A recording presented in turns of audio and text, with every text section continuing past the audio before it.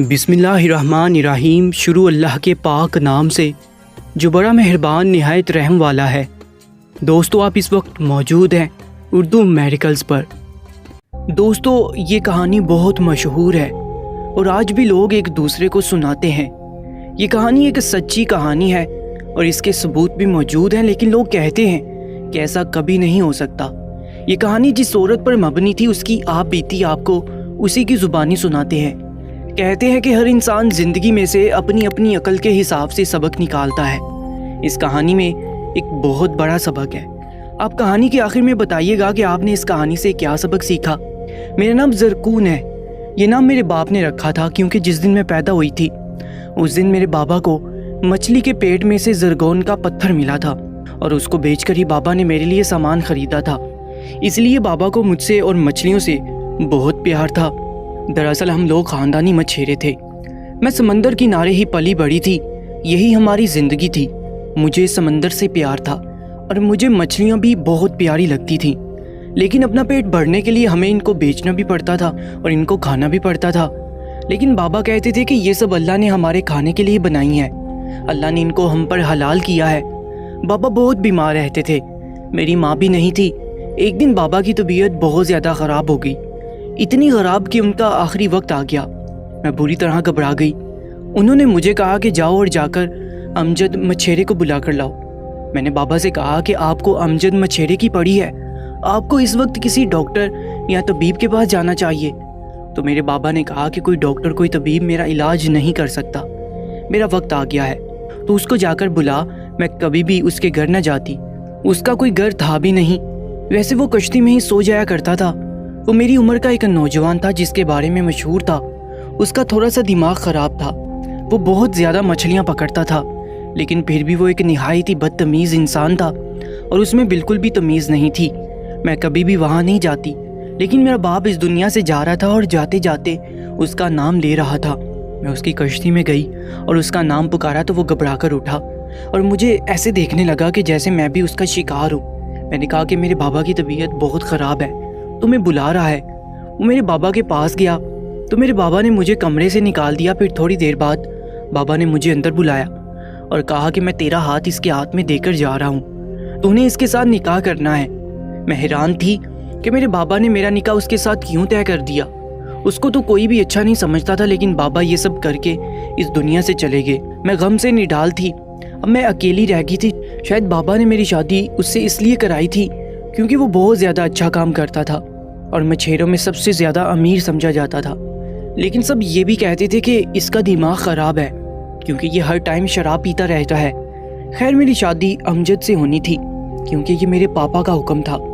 ہم دونوں نے نکاح کر لیا۔ وہ برا انسان ضرور تھا، لیکن میرے ساتھ اس نے کوئی بدتمیزی نہیں کی اور بہت اچھے طریقے سے پیش آیا۔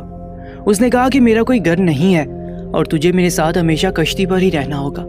میں نے اسے کہا کہ ہمارے بچے ہو جائیں گے تو پھر تو ہمیں گھر بنانا ہی پڑے گا نا۔ تو اس نے کہا کہ مجھے بچے نہیں چاہیے۔ میں نے کہا کہ تم کون ہوتے ہو یہ کہنے والے، بچے تو اللہ پاک کی ذات دیتی ہے۔ تو کہنے لگا کہ دے دے گا تو لے لیں گے بچوں کو بھی، لیکن ابھی بچوں کا نام لے کر مجھے ٹینشن مت دو۔ میں نے اپنے شوہر سے پوچھا کہ کیا تمہیں بچوں سے نفرت ہے؟ تو کہنے لگا کہ مجھے بچوں سے نفرت نہیں ہے، میں بھی چاہتا ہوں کہ میرے بچے ہوں، لیکن جو کام جس وقت پر ہونا چاہیے وہ اسی وقت پر ہو تو اچھا ہے، جب ہوں گے تو دیکھی جائے گی۔ ابھی میرا سر مت کھاؤ، اس ماحول میں تمہیں کیا لگتا ہے بچے کو پالنا آسان ہے؟ تو پھر میرے لیے کوئی گھر بنا دو۔ تو کہنے لگ گیا کہ میں کبھی گھر نہیں بناؤں گا کیونکہ ہمیشہ مجھے سمندر میں رہنا ہے، میرا ایک بہت ضروری کام ہے۔ پتہ نہیں اس کا کون سا ضروری کام تھا، یہ میں سمجھ نہیں پائی۔ جیسا کہ سب کہا کرتے تھے یہ بہت ہی عجیب انسان تھا، عجیب باتیں کرتا تھا، لیکن میں کیا کر سکتی تھی؟ میرے بابا تو میری قسمت اس کے ساتھ لکھ کر چلے گئے تھے، جو بھی کہتا تھا مجھے ماننا ہی پڑتا۔ کشتی پر رہنا آسان نہیں تھا، لیکن وہ کہتا تھا کہ میں گھر نہیں بناؤں گا، میں اسی کشتی میں ہی رہوں گا، یہیں مر جاؤں گا۔ میں بھی ایک مچھیرے کی بیٹی تھی اور مجھے اچھی طرح پتا تھا کہ اگر ایک مچھیرا دن میں ایک دفعہ جال پھینکتا ہے اور اس میں مچھلیاں آ جائیں تو اس کے لیے یہ سب کافی ہوتا ہے۔ ویسے بھی بار بار جال پھینکنا آسان نہیں ہوتا، جال پھینکنے کے لیے پہلے جگہ کو دیکھنا پڑتا ہے اور ایک جگہ پر 2 دفعہ جال نہیں پھینکا جا سکتا۔ لیکن امجد انسان تھا، وہ ایک دن میں 4 دفعہ جال پھینکا کرتا تھا اور مختلف جگہوں پر جایا کرتا تھا۔ وہ پورا دن کام کرتا تھا۔ اب میں سوچنے لگی کہ شاید یہ تبھی اتنے سارے پیسے کماتا ہے کیونکہ پورا دن کام جو کرتا رہتا ہے۔ ہمارے بابا تو دن میں ایک دفعہ جال پھینکتے تھے، اگر اچھی مچھلی آ جاتی تو 2-3 دن اسی پر گزارا کر لیتے، لیکن اگر زیادہ پیسے کمانے ہوتے تو ظاہر زیادہ کام تو کرنا ہی پڑتا۔ ایک دن میں نے امجد کو ایسا کام کرتے ہوئے دیکھا کہ میں حیران رہ گئی۔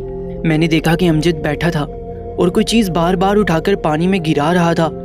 دیکھنے کو آگے بڑھی کہ وہ کیا کر رہا ہے۔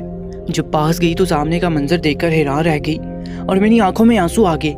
میں نے کہا کہ یہ کیا کر رہے ہو تم؟ پاگل ہو گئی ہو کیا؟ مت کرو ایسا۔ دراصل وہ پکڑی ہوئی مچھلیوں کو کاٹ کاٹ کر واپس سمندر میں پھینک رہا تھا اور میں اچھی طرح جانتی تھی کہ یہ کوئی چارہ نہیں تھا، نہ ہی جال پھینکنے کا کوئی طریقہ تھا۔ وہ بلا وجہ ہی ایسے کر رہا تھا۔ میں نے کہا کہ کیا ہو گیا ہے، کیوں کر رہے ہو ایسا؟ تو کہنے لگا کہ نفرت ہے مجھے مچھلیوں سے اور میں ان کے ساتھ ایسا ہی کرتا ہوں۔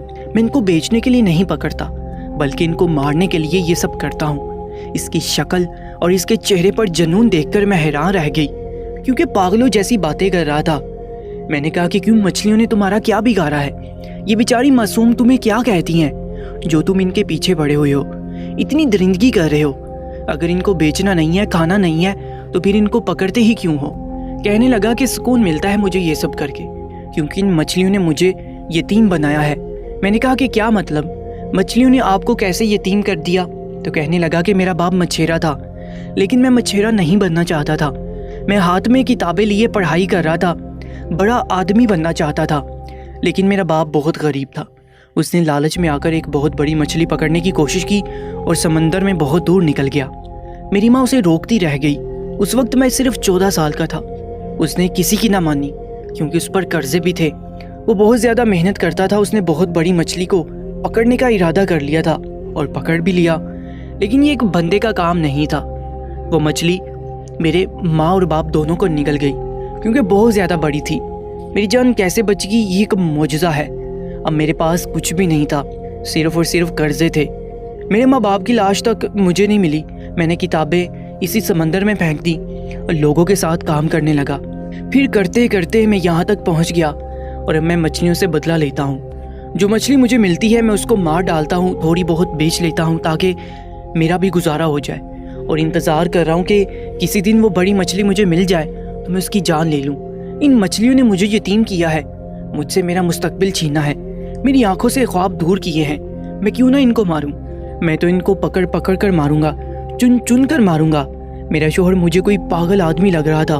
وہ رو بھی رہا تھا لیکن ساتھ ہی اس کی بات نہایت ہی ظالمانہ تھی۔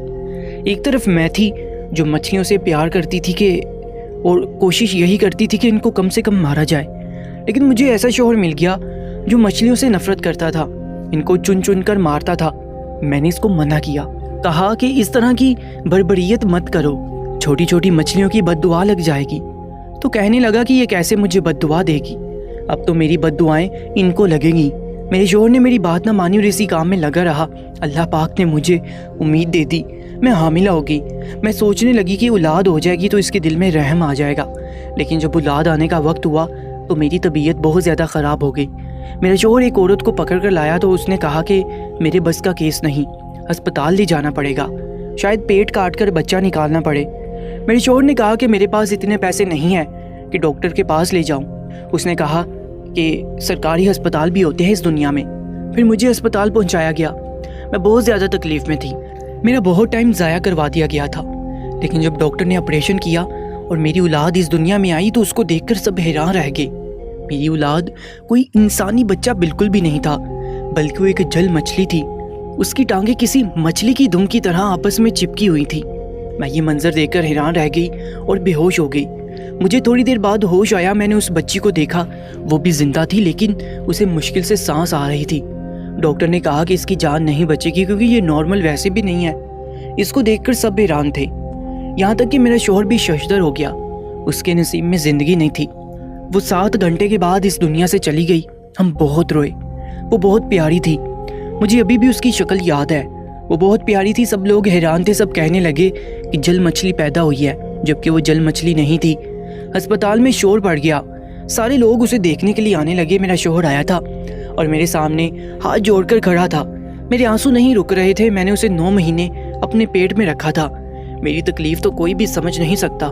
اس کی دونوں ٹانگیں آپس میں جڑی ہوئی تھیں، اور شاید یہ سب میرے شوہر کو دکھانے کے لیے ہوا تھا کہ تم نے چھوٹی چھوٹی مچھلیوں کو مارا، آج تمہاری اولاد کو اس کی شکل میں بھیجا اور پھر وہ بھی اس دنیا سے چلی گئی۔ میں نے چیخنا چلانا شروع کر دیا اور اپنے شوہر کو کہا کہ اور مارو چھوٹی چھوٹی مچھلیوں کو، دیکھو آج تمہارے ساتھ کیا ہو گیا، تمہاری بیٹی ایک مچھلی کا روپ لے کر اس دنیا میں آئی اور پھر وہ بھی اس دنیا سے چلی گئی۔ وہ صرف تمہیں بتانے کے لیے آئی تھی کہ جو تم نے کیا غلط کیا، تمہارے ماں باپ کے ساتھ جو بھی ہوا وہ ایک حادثہ تھا۔ مچھلیوں کی تمہارے ماں باپ کے ساتھ کوئی دشمنی نہیں تھی، تمہاری وجہ سے میری اولاد اس دنیا سے چلی گئی، میں تمہیں کبھی معاف نہیں کروں گی۔ لیکن اس کے بعد میرے شوہر نے توبہ کر لی اور معافی مانگ لی، مجھ سے وعدہ کیا کہ آئندہ اس طرح کی کوئی حرکت نہیں کرے گا، بلکہ اس نے یہ کام ہی چھوڑ دیا۔ ہم لوگوں نے سمندر کو اللہ حافظ بول دیا، اب ہم لوگ زمین پر رہتے ہیں۔ میرا شوہر مزدوری کرتا ہے اور ہم ایک گھر میں رہتے ہیں۔ مجھے آج بھی میری بیٹی کی شکل یاد ہے۔ دوستو، ایسے ہی سچی کہانیوں کے لیے ہمارے یوٹیوب چینل اردو میریکلز کو سبسکرائب کر لیجیے گا اور ہماری ویڈیوز کو اپنے دوست احباب کے ساتھ بھی لازمی شیئر کیجیے گا۔ اپنا بہت زیادہ خیال رکھیں۔ اللہ نگہبان۔